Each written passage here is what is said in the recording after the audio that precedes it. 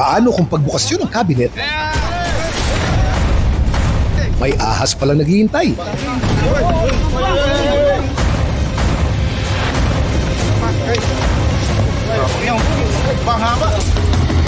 Ang mga lalaki sa video, mga eksperto na raw sa paghuli ng mga ahas. Marami-rami na raw silang karanasan sa ganitong larangan. At ang video nilang ito, umani lang naman ng mahigit 3.5 million views.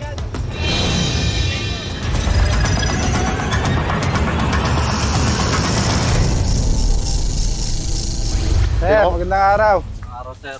Kailan ko pa kayo natin eh. Oo. Anong sitwasyon ng ahas? Yung ahas kasi, dito na labas, dyan din napasok.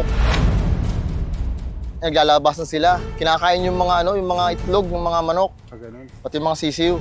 May mga lungga yan. Oo. Oh, lungga nga.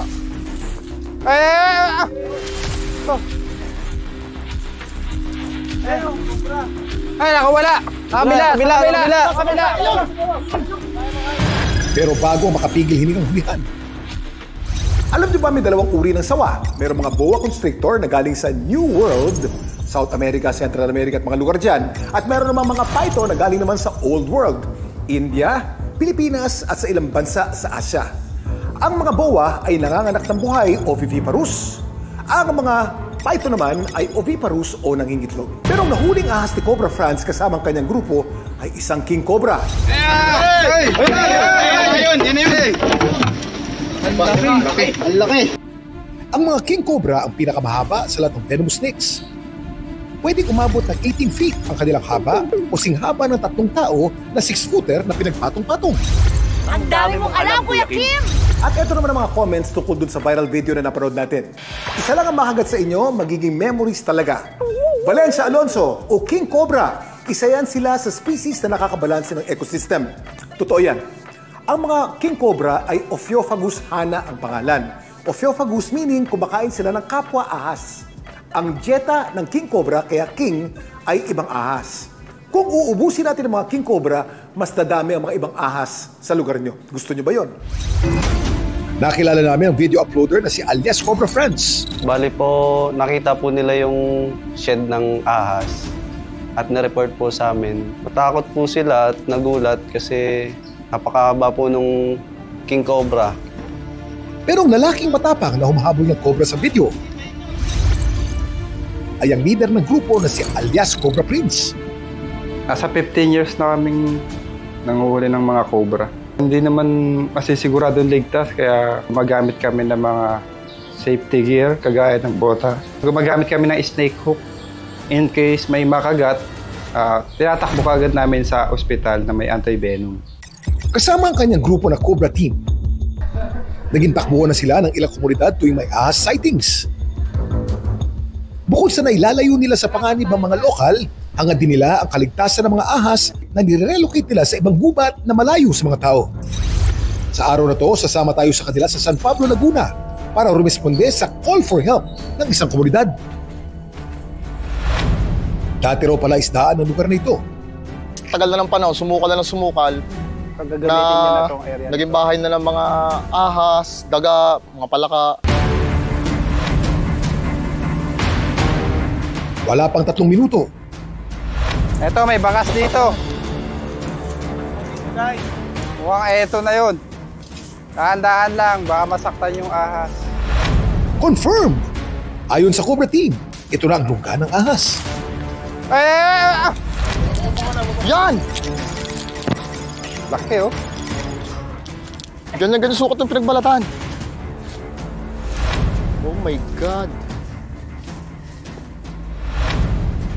Itong Cobra Team talaga namang kalmado lang sa presensya ng ahas. Ito po, nakuha na po natin ng isang Philippine Cobra. Ang gagawin po natin dito ay i-relocate. Pagkat hindi na siya pwede dito at gagamitin na yung palaisdaan. Para masigurong ligtas na ang lugar, titignan pa nila kung may kasama pa ba itong ibang ahas. Malaki lang. Natin. Ay, nakawala! Kabila! Kaya mo kagad! Franz, kuha mo, Franz! Dito na! May rapat tayo dyan! Takmay mo na! Ito lang! Ang pangalawang ahas, isa pa ring kobra. Mas matapang na kaysa dun sa isa.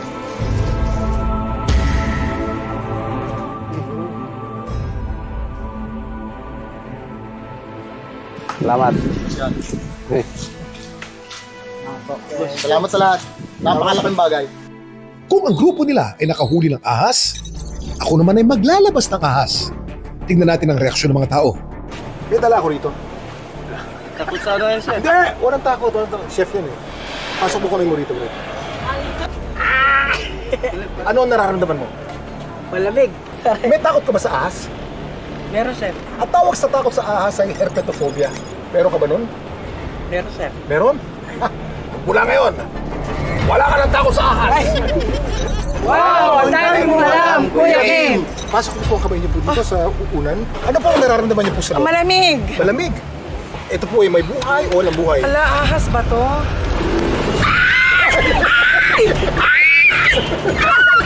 Sabi ko na ahas! Shucks! Kuya Kim! Ito po ay ball python. Ito po ay matagal na sa pag-aalaga ko, more than 20 years na. At kahit kailan po, hindi po ako kinagat nito. Alaga niya yan. Alaga ko po ito. Alam ko, tirahan mo sa Malate, mahahanap kita. Ay, no. Oh my God! Wow! Ang dami mong alam, Kuya Kim! Bagamat kinakatakutan ng ilan, ang mga ahas ay pambihirang hayop na may mahalagang papel sa ating kalikasan. Wow! Ang dami mong alam, Kuya Kim!